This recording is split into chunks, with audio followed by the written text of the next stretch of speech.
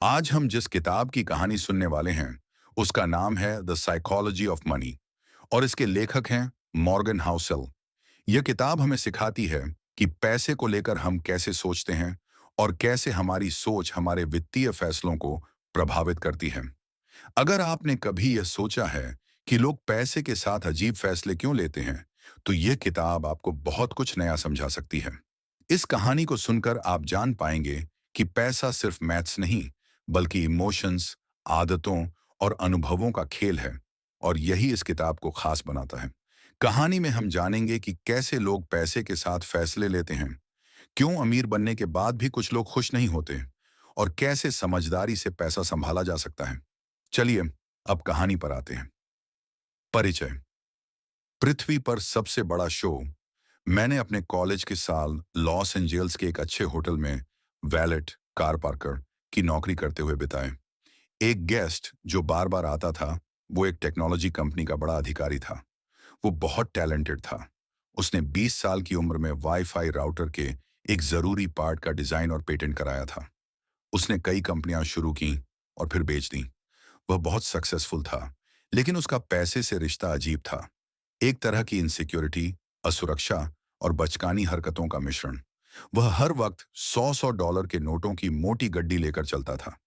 वो हर किसी को अपनी वेल्थ, दौलत दिखाता रहता था, चाहे सामने वाला देखना चाहे या ना चाहे।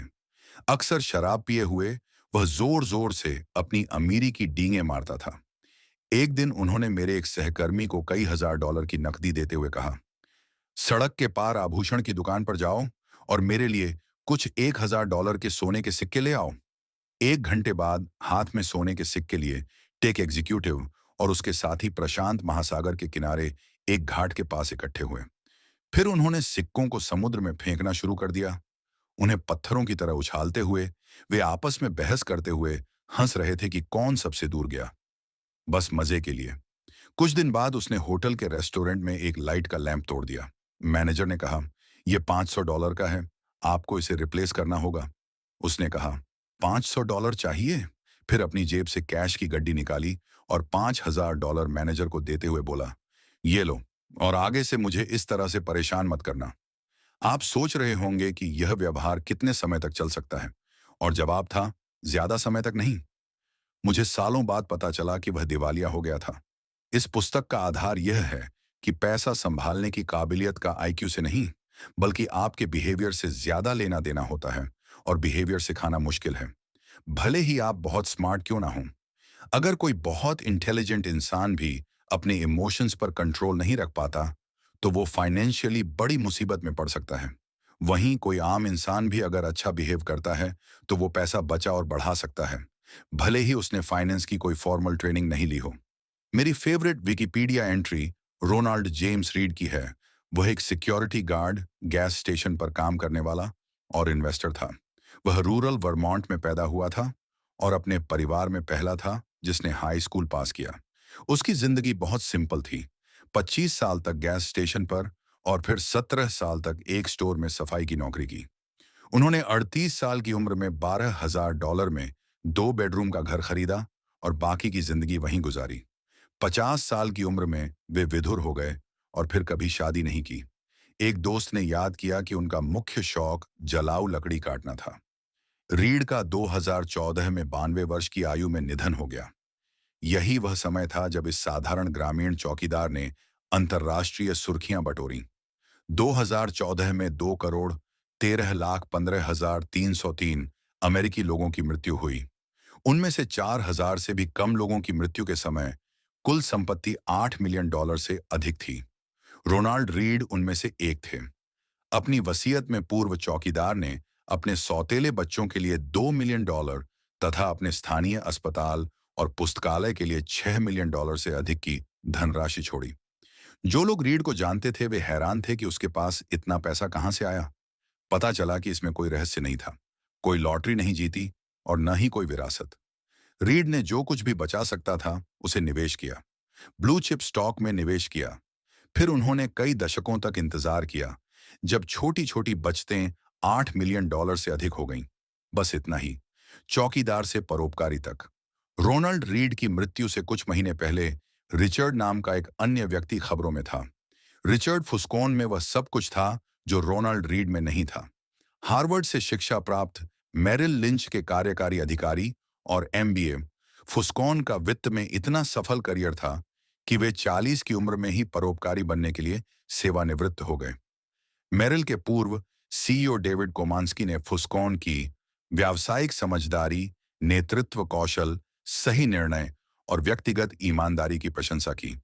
क्रेन की बिजनेस पत्रिका ने एक बार उन्हें सफल व्यवसायियों की 40 अंडर 40 सूची में शामिल किया था, लेकिन फिर सोने के सिक्के छोड़ने वाले तकनीकी कार्यकारी की तरह सब कुछ बिखर गया। 2000 के दशक के मध्य में फुस्कोन ने कनेक्टिकट के ग्रीनविच में 18,000 वर्ग फुट के घर के विस्तार के लिए भारी कर्ज लिया था, जिसमें 11 बाथरूम, 2 लिफ्ट, 2 पूल, 7 गैरेज थे और इसके रख रखाव पर प्रति माह $90,000 से अधिक का खर्च आता था। फिर 2008 में वित्तीय संकट आया। संकट ने लगभग सभी की वित्तीय स्थिति को नुकसान पहुंचाया। जाहिर तौर पर इसने फुस्कोन की सारी संपत्ति को धूल में मिला दिया। भारी कर्ज और अचल संपत्तियों ने उसे दिवालिया बना दिया। कथित तौर पर उसने 2008 में दिवालियापन न्यायाधीश से कहा था, मेरे पास फिलहाल कोई आय नहीं है। सबसे पहले उनके पाम बीच स्थित घर पर कब्जा कर लिया गया। 2014 में ग्रीनविच हवेली की बारी थी। रोनाल्ड रीड द्वारा अपनी संपत्ति दान में देने से 5 महीने पहले रिचर्ड फस्कोन का घर, जहां के मेहमान घर के इंडोर स्विमिंग पूल पर पारदर्शी आवरण के ऊपर भोजन करने और नृत्य करने के रोमांच को याद करते थे, एक फौजदारी नीलामी में बीमा कंपनी द्वारा अनुमानित मूल्य से 75% कम कीमत पर बेचा गया था। फार्डीन रोनाल्ड रीड धैर्यवान थे, रिचर्ड फुस्कोन लालची थे। दोनों के बीच शिक्षा और अनुभव के बीच के विशाल अंतर को पाटने के लिए बस इतना ही काफी था। यहां सबक यह है कि रोनाल्ड की तरह अधिक और रिचर्ड की तरह कम मत बनो। हालांकि यह बुरी सलाह नहीं है। इन कहानियों की सबसे दिलचस्प बात यह है कि ये वित्तीय दृष्टि से कितनी अनोखी हैं। अन्य किस उद्योग में कोई ऐसा व्यक्ति जिसके पास कोई कॉलेज डिग्री नहीं, कोई प्रशिक्षण नहीं, कोई पृष्ठभूमि नहीं, कोई औपचारिक अनुभव नहीं तथा कोई संपर्क नहीं है, सर्वोत्तम शिक्षा, सर्वोत्तम प्रशिक्षण तथा सर्वोत्तम संपर्क वाले व्यक्ति से बेहतर प्रदर्शन कर सकता है? मुझे किसी के बारे में सोचने में मुश्किल हो रही है जो रोनाल्ड रीड की तरह हो। यह सोचना बहुत मुश्किल है कि रोनाल्ड रीड, जो एक मामूली आदमी था, वह हार्वर्ड से पढ़े किसी सर्जन से बेहतर दिल का ऑपरेशन कर दे या किसी टॉप आर्किटेक्ट से ज्यादा अच्छी गगनचुंबी इमारत बना दे। किसी चौकीदार के बारे में यह सोचना भी नामुमकिन है कि वह दुनिया के सबसे बड़े न्यूक्लियर इंजीनियरों से बेहतर काम कर दे। लेकिन पैसे के मामलों में ऐसा होता है। रोनाल्ड रीड और रिचर्ड फुस्कोन जैसे दो बिल्कुल अलग लोग एक साथ इस दुनिया में रह सकते हैं, और ऐसा दो वजहों से मुमकिन है। पहली वजह यह हो सकती है कि पैसे से जुड़े नतीजे किस्मत पर भी निर्भर करते हैं, सिर्फ दिमाग या मेहनत से नहीं। यह बात कुछ हद तक सच है और इस किताब में आगे इसे और अच्छे से समझाया जाएगा। दूसरी वजह यह है कि पैसा संभालना कोई मुश्किल विज्ञान नहीं है। यह एक तरह की सॉफ्ट स्किल है जिसमें आपका व्यवहार आपके नॉलेज से ज्यादा मायने रखता है। मैं इस सॉफ्ट स्किल को पैसे का मनोविज्ञान कहता हूं। इस किताब का मकसद छोटी छोटी कहानियों की मदद से आपको यह समझाना है कि पैसे से जुड़ी भावनाएं और व्यवहार यानी सॉफ्ट स्किल्स तकनीकी जानकारी से ज्यादा जरूरी हैं। मैं यह बात ऐसे तरीके से बताऊंगा जिससे हर किसी को फायदा हो, चाहे वो रोनाल्ड रीड जैसा हो या रिचर्ड फुस्कोन जैसा या फिर उनके बीच का कोई आम इंसान, ताकि वे पैसे से जुड़े बेहतर फैसले ले सकें। मुझे यह समझ में आया है कि इन सॉफ्ट स्किल्स को अक्सर नजरअंदाज किया जाता है। पैसों को ज्यादातर लोग एक गणित का विषय मानते हैं जिसमें बस कुछ आंकड़े एक फॉर्मूले में डालो और वो आपको बता देगा कि क्या करना है। फिर मान लिया जाता है कि आप वही करेंगे। ये सोच व्यक्तिगत पैसे के मामलों में भी दिखती है। जैसे आपको कहा जाता है कि 6 महीने के लिए इमरजेंसी फंड रखें या अपनी सैलरी का 10% बचाएं। यह निवेश में भी होता है, जहां हमें ब्याज दरों और शेयरों के दाम के बीच के पुराने आंकड़ों का पता होता है। और यह कंपनी के पैसों के मामलों में भी दिखता है, जहां सीएफओ बड़ी आसानी से पूंजी की लागत निकाल लेते हैं। इनमें से कोई भी बात गलत नहीं है, लेकिन समस्या यह है कि हमें क्या करना चाहिए, यह जानना एक बात है, और वो करना जब वक्त आता है तब हमारे दिमाग में क्या चलता है, ये बिल्कुल दूसरी बात है। दो विषय हर इंसान को प्रभावित करते हैं, चाहे उसकी उसमें रुचि हो या नहीं। हेल्थ और वेल्थ। स्वास्थ्य के मामले में विज्ञान ने बहुत तरक्की की है। डॉक्टरों ने बहुत कुछ सीखा है, जिससे लोगों की जिंदगी लंबी और बेहतर हुई है। लेकिन पैसे के मामले में कहानी थोड़ी अलग है। पिछले कुछ सालों में फाइनेंस की पढ़ाई करने वाले बहुत होशियार लोग दुनिया के बड़े बड़े कॉलेजों से निकले हैं। कुछ साल पहले प्रिंसटन यूनिवर्सिटी में फाइनेंशियल इंजीनियरिंग सबसे ज्यादा पसंद किया जाने वाला विषय था। पर क्या इससे हम बेहतर निवेशक बन पाए हैं? मुझे तो ऐसा कोई सबूत नहीं दिखा। हमने सालों की कोशिश और गलतियों से सीखा कि कैसे अच्छे किसान बने, बढ़िया प्लम्बर या वैज्ञानिक बने। लेकिन क्या हमने पैसों के मामले में भी ऐसी ही सीख ली है? क्या हम अब कम कर्ज में फंसते हैं? क्या हम अब जरूरी वक्त के लिए ज्यादा बचत करते हैं? जवाब है शायद नहीं। यानी पैसा संभालना सिर्फ नॉलेज का खेल नहीं है। ये हमारे व्यवहार, सोच और फैसलों का खेल है। और यही इस किताब का सबसे बड़ा संदेश है। सेवानिवृत्ति के लिए तैयारी करें, इस बारे में यथार्थवादी दृष्टिकोण रखें कि पैसा हमारी खुशी के लिए क्या करता है और क्या नहीं करता है। मैंने कोई ठोस सबूत नहीं देखा है। मेरा मानना है कि हम पैसे के बारे में जिस तरह से सोचते हैं और जिस तरह से हमें इसे समझाया जाता है, उसमें एक बड़ी गड़बड़ है। हमें पैसे को ऐसे सिखाया जाता है जैसे यह भौतिकी, फिजिक्स हो, मतलब कि इसमें कुछ तय नियम और फॉर्मूलों के हिसाब से काम होता है। लेकिन असल में पैसे से जुड़ा व्यवहार मनोविज्ञान जैसा होता है, जिसमें भावनाएं, सोच और अलग अलग तरीके होते हैं। मेरे लिए यह विषय न सिर्फ जरूरी है, बल्कि बहुत दिलचस्प भी है। पैसा हर जगह है, यह हर किसी को प्रभावित करता है, और फिर भी हम में से ज्यादातर लोग इससे उलझे रहते हैं। हर इंसान पैसे को अलग नजरिए से देखता है। पैसे से जुड़ी बातें हमें जीवन के दूसरे हिस्सों, जैसे कि जोखिम उठाना, आत्मविश्वास और खुशी के बारे में भी बहुत कुछ सिखाती हैं। पैसे के बारे में बात करना सिर्फ धन की बात नहीं है। यह एक ऐसा चश्मा है जिससे हम लोगों का व्यवहार बेहतर समझ सकते हैं। और मेरे हिसाब से यह दुनिया का सबसे बेहतरीन शो है। लोग कैसे सोचते हैं, कैसे फैसले लेते हैं, यह देखना बेहद दिलचस्प होता है। मेरी खुद की समझ पैसे के मनोविज्ञान को लेकर तब बनी जब मैंने पिछले 10 सालों में इस विषय पर लगातार लिखा।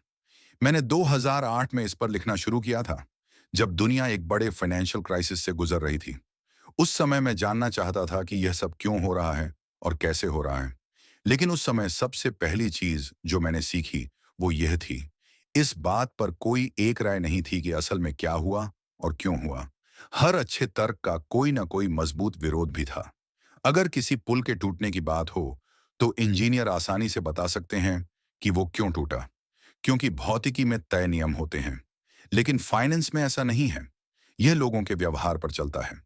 और जिस तरह से मैं पैसे को समझता हूं, वो आपको अजीब लग सकता है, और जो आप करते हैं वो मुझे गलत लग सकता है। जितना ज्यादा मैंने इस आर्थिक संकट के बारे में पढ़ा और लिखा, उतना ही मुझे समझ आया कि इसे केवल पैसों के नजरिए से नहीं समझा जा सकता। इसके लिए मनोविज्ञान और इतिहास को भी समझना जरूरी है। उदाहरण के लिए, अगर हमें समझना है कि लोग क्यों जरूरत से ज्यादा कर्ज ले लेते हैं, तो हमें केवल ब्याज दरें नहीं देखनी चाहिए। हमें यह भी देखना होगा कि लालच, असुरक्षा और अत्यधिक उम्मीदों का इंसानों पर क्या असर होता है। इसी तरह जब बाजार गिरता है और लोग अपने शेयर बेच देते हैं, तो इसका जवाब सिर्फ गणित नहीं है, बल्कि ये इस डर से जुड़ा होता है कि कहीं उनके फैसले उनके परिवार के भविष्य को नुकसान न पहुंचा दें। मुझे एक बहुत अच्छी बात याद आती है जो वॉल्टेयर ने कही थी, इतिहास खुद को नहीं दोहराता, लेकिन इंसान बार बार वही गलतियां करता है। और यही बात पैसे के साथ हमारे व्यवहार पर भी बहुत अच्छे से लागू होती है।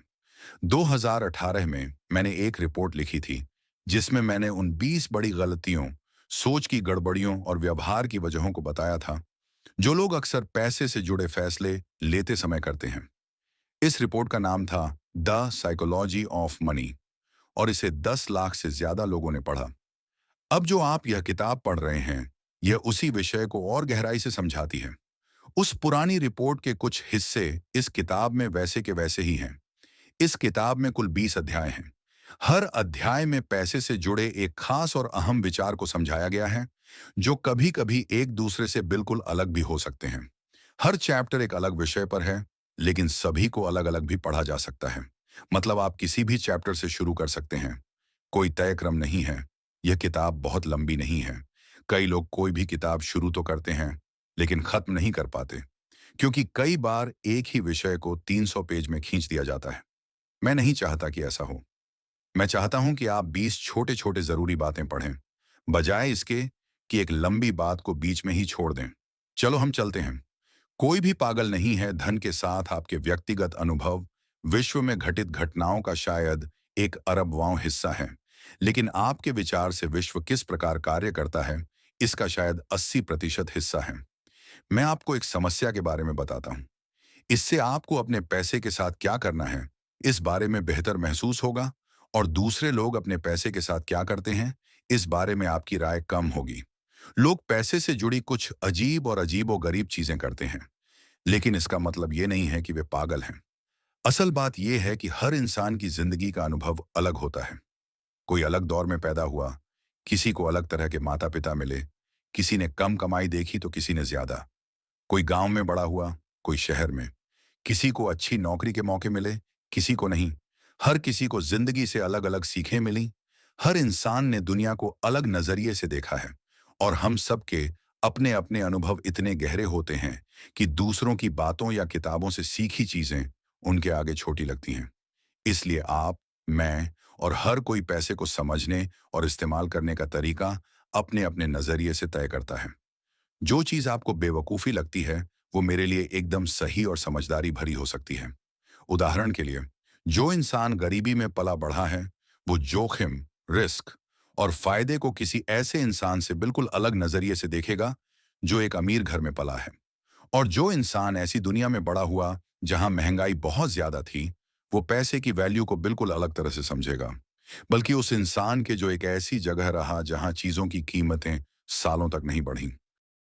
महामंदी के दौरान जिसने सब कुछ खो दिया, उसका अनुभव उस टेक कंपनी के कर्मचारी से बिल्कुल अलग था जो 1990 के दशक के अंत में पैसे की बारिश में जी रहा था। जिस ऑस्ट्रेलियाई नागरिक ने पिछले 30 सालों में कभी मंदी नहीं देखी, उसका अनुभव उस अमेरिकी से अलग है जिसने मंदी की मार झेली है। हर इंसान के अनुभव अलग होते हैं। आपने पैसे के बारे में जो सीखा है, वो मुझसे अलग है, और मैंने जो सीखा है, वो आपसे। हम दोनों के विश्वास, लक्ष्य और सोच भी अलग हैं। ऐसा नहीं है कि कोई ज्यादा समझदार है या किसी के पास बेहतर जानकारी है। असल में हमारे जिंदगी के अनुभव अलग हैं, और वही हमारे नजरिए को आकार देते हैं। हम में से ज्यादातर लोगों ने अपनी जिंदगी में पैसे से जुड़ी सिर्फ बहुत छोटी सी चीजें देखी हैं। शायद दुनिया के सिर्फ 1 करोड़वां हिस्सा अनुभव। लेकिन यही छोटे अनुभव हमारी सोच का 8 ही 10वां हिस्सा बन जाते हैं। इसीलिए दो समझदार लोग भी इस बात पर पूरी तरह असहमत हो सकते हैं कि मंदी क्यों होती है, पैसे का क्या करना चाहिए, कहाँ निवेश करना चाहिए, कितना रिस्क लेना चाहिए, या क्या सबसे ज्यादा जरूरी है। 1930 के दशक की महामंदी के बारे में लेखक फ्रेडरिक एलन ने लिखा था कि इसने लाखों अमेरिकियों को अंदर तक बदल दिया।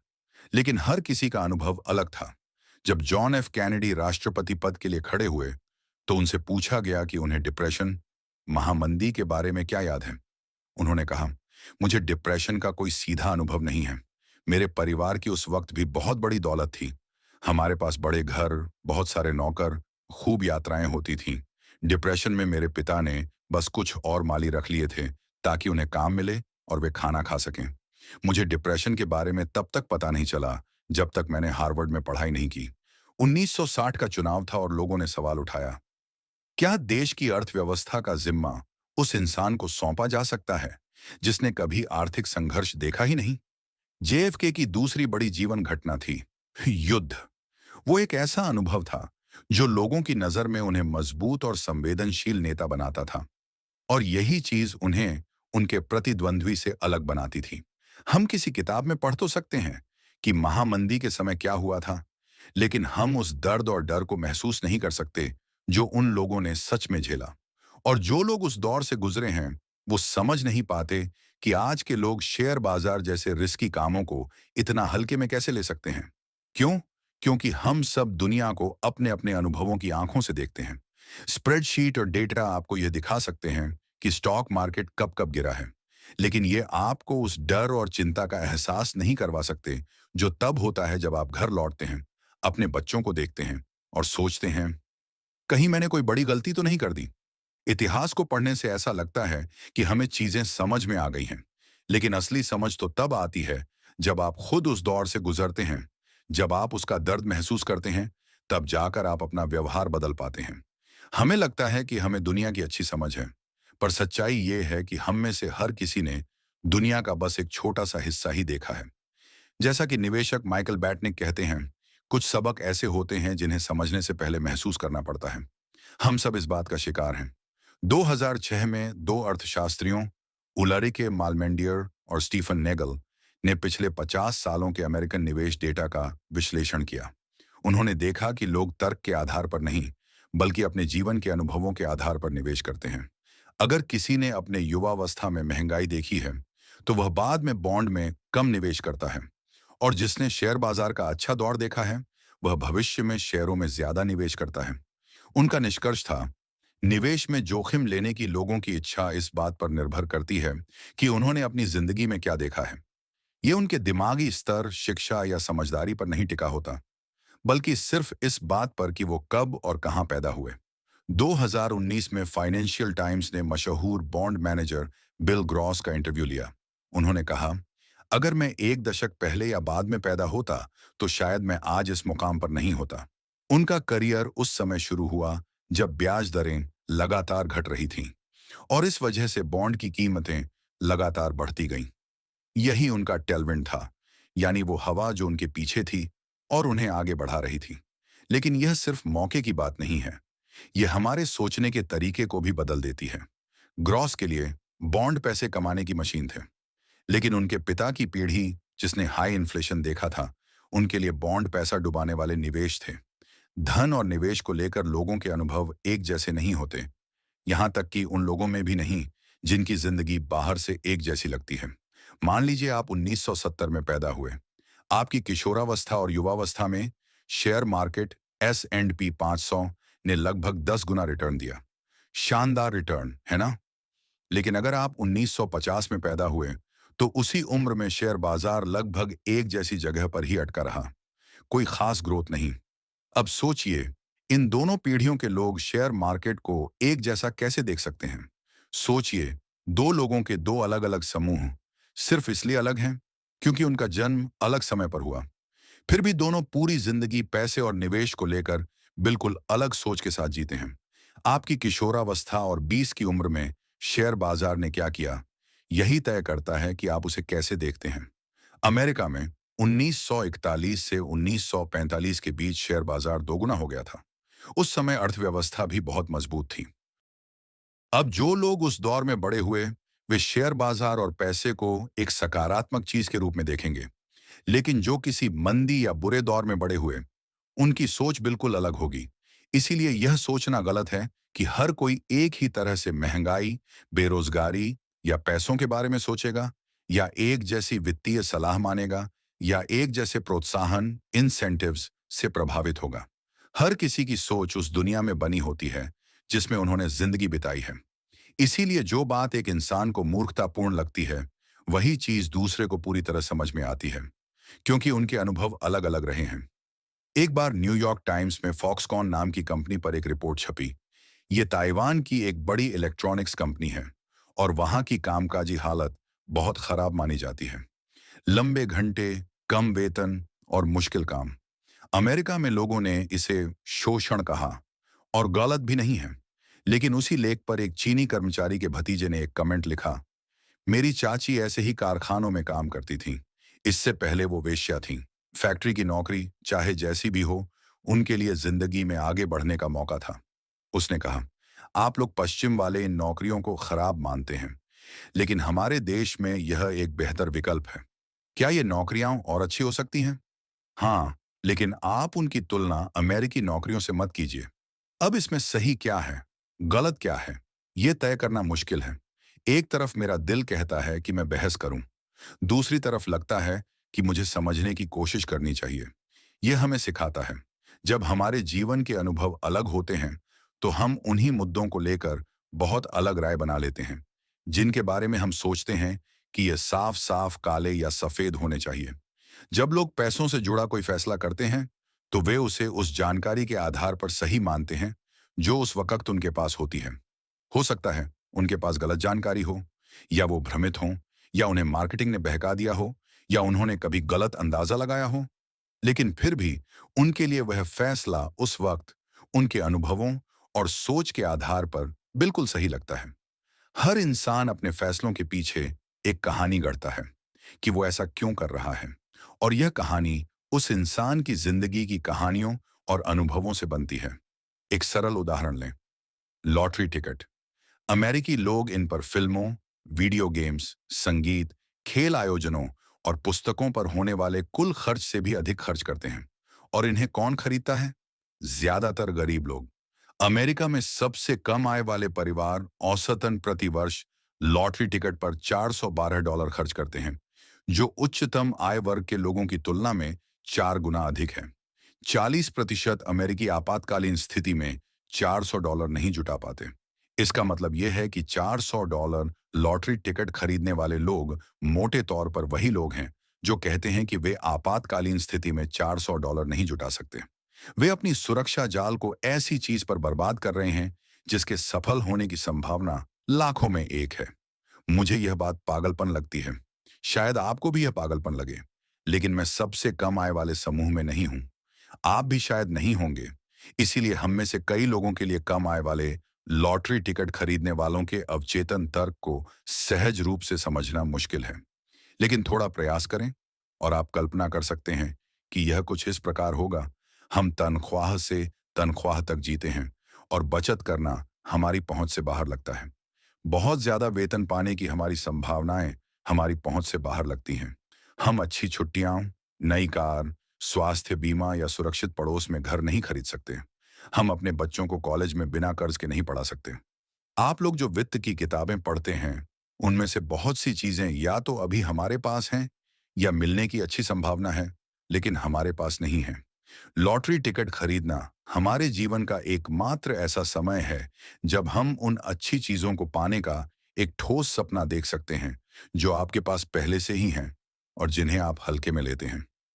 हम एक सपने के लिए भुगतान कर रहे हैं और आप शायद यह न समझ पाए क्योंकि आप पहले से ही एक सपना जी रहे हैं। इसलिए हम आपसे ज्यादा टिकट खरीदते हैं। आपको इस तर्क से सहमत होने की जरूरत नहीं है। जब आपके पास पैसे नहीं हों, तो लॉटो टिकट खरीदना अभी भी एक बुरा विचार है। लेकिन मैं समझ सकता हूं कि लॉटो टिकट की बिक्री क्यों जारी है। और यह विचार, आप जो कर रहे हैं वह पागलपन भरा लगता है। लेकिन मैं समझता हूं कि आप ऐसा क्यों कर रहे हैं। हमारे कई वित्तीय निर्णयों की जड़ को उजागर करता है। बहुत कम लोग वित्तीय निर्णय केवल स्प्रेडशीट के आधार पर लेते हैं। वे इसे खाने की मेज पर या कंपनी की मीटिंग में लेते हैं। ऐसी जगहें जहां व्यक्तिगत इतिहास, दुनिया के बारे में आपका अपना अनूठा दृष्टिकोण, अहंकार, गर्व, मार्केटिंग और अजीबोगरीब प्रोत्साहन एक साथ मिलकर एक ऐसी कहानी बनाते हैं जो आपके लिए काम करती है।